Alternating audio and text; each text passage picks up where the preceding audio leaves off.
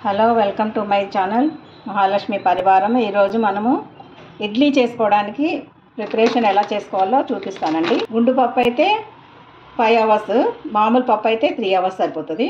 నేను మొత్తం గుండు పప్పు తీసుకున్నా కాబట్టి 5 అవర్స్ నానబెట్టుకుంటాను.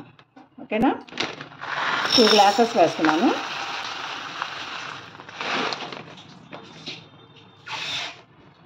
ఇలా ముందు నానబెట్టుకోవాలండి వాటర్లో 5 అవర్స్ ముందు. అంతకన్నా ఎక్కువ టైం నానబెట్టకూడదు. ఇలా వాటర్లో నానబెట్టుకుని వాష్ చేసుకొని 2-3 సార్లు 5 అవర్స్ దాకా ఉంచుకోవాలి. తర్వాత రుబ్బుకునేది మనం చూసుకోవచ్చు. తర్వాత చూద్దాం ఆఫ్టర్ 5 అవర్స్ తర్వాత.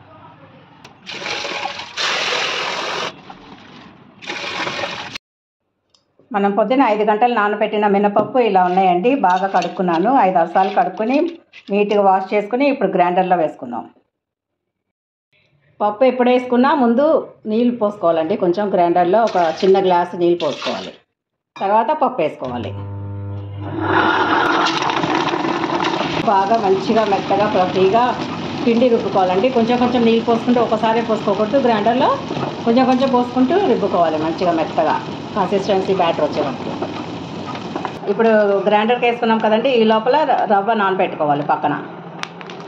మనం 2 గ్లాసులు రవ్వ ఇడ్లీ మినపప్పు వేసుకున్నాం కాబట్టి 2 గ్లాసులకి నేనైతే 2.5 వేస్తున్నానండి.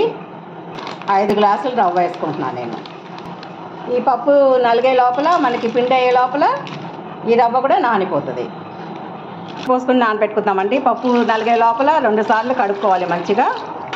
కొంచెం నానినాక రవ్వ కిందకి వెళ్ళిపోయినప్పుడు ఇలా కదిలించకుండా పెట్టాలి. రవ్వ పప్పు నలిగినాక దాంట్లో వేసుకుందాం పిండేసి. కదలకుండా ఒక 5 మినిట్స్ ఆగినాక నీళ్ళు పారిపోసేసి మళ్ళీ ఫ్రెష్ నీళ్ళు వేసుకుందాం. ఎక్కువ కదిలించకూడదండి రవ్వని. రవ్వ కదిలిస్తే మొత్తం నీళ్ళల్లో కొట్టుకుపోతుంది. కాబట్టి 5 నిమిషాలు ఆగి నీళ్ళు పోసినాక 5 నిమిషాలు ఆగిన తర్వాత కానీ నీళ్ళు పారిపోయకూడదు. ఇలా పిండి రుబ్బుకుంటూ ఈ స్పాచులతో కదిలించుకుంటూ ఉండాలి. కొంచెం నీళ్ళు పోసుకోవాలి. కొంచెం నీళ్ళు పోసుకోవాలండి చూసుకుంటూ. కన్సిస్టెన్సీ ఇలా రావాలి. దూదిలాగా ఉండాలన్నమాట. పైకి రావాలి ఇలాగా. అయిపోయిందండి పిండి. 10 నిమిషాలు అయిపోయింది కదా. ఇలా రవ్వ అంతా కిందకు వచ్చేసింది. ఇప్పుడు ఈ నీళ్ళు పారిపోసుకొని మళ్ళీ కొత్త నీళ్ళు పోసుకుందాం. ఇప్పుడు ఈ రవ్వని మనము వేరే గిన్నెలోకి పిండేసుకుందాం. అంటే పిండి మరీ నీళ్ళగా అవ్వకుండా కొంచెం కన్సిస్టెన్సీ చూసుకుని గట్టిగా కాదు జారుగా కాదు అలా పిండుకోవాలి. ఇట్లా చూడండి ఇలా వచ్చింది పిండి. ఇలా రావాలి. చాలా గట్టిగా కాదు చాలా లూజుగా కాదు. ఇట్లా పడితే ఇట్లా వేస్తే ఇట్లా పడాలి. ఓకేనా? ఇప్పుడు రవ్వ కలుపుకుందాం ఇలాగా దీంట్లో. ఎప్పుడైనా ఒక గుండు మినపప్పు డబుల్ హార్స్ అయితే మీరు కనుక డబుల్ హార్స్ తీసుకున్నట్టయితే 1 గ్లాసే వేసుకోండి పప్పు. అదే మామూలు బద్దపప్పు అయితే దాని పిండిని బట్టి చూసుకోండి మీరు. ఎలా పిండి ఎక్కువ వస్తుందా తక్కువ వస్తుందా. వీలైనంత వరకు 1 గ్లాసే వేసుకోండి మిక్సీలో గ్రైండర్లో. 1 గ్లాస్ పప్పుకి 2.5 రవ్వ. ఇలా ఇది పొద్దున్న చూపిస్తానండి. మంచిగా మధ్యాహ్నం పూట నానబెట్టుకుంటే రాత్రి రుబ్బేసుకుంటే ఇలా వచ్చింది. ఓకేనా? రేపు పొద్దున్న చూద్దాం ఎలా పొంగుతుందో. ఇదంతా నైట్ బయటే ఉంచాలండి. మీకు ఎంత కావాలో అంత మిక్సీలో పెట్టేసుకుని రేపు పొద్దున ఎంత వేసుకుంటారో అంత బయట పెట్టుకొని ఫ్రిడ్జ్లో మాత్రం మీరు ఉప్పు వేయకుండా పెట్టుకోండి.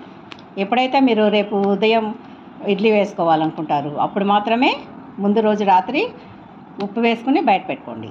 అప్పుడు బాగుంటుంది పిండి.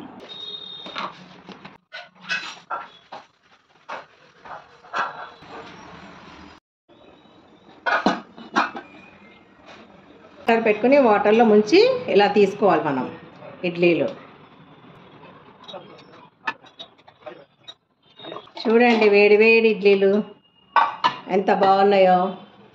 ఏదైనా పల్లి చట్నీ అలా సాంబారు వేసుకొని తింటే ఇంకా మీరు ఎప్పుడు ఇడ్లీ చేసుకుని తింటూనే ఉంటారు.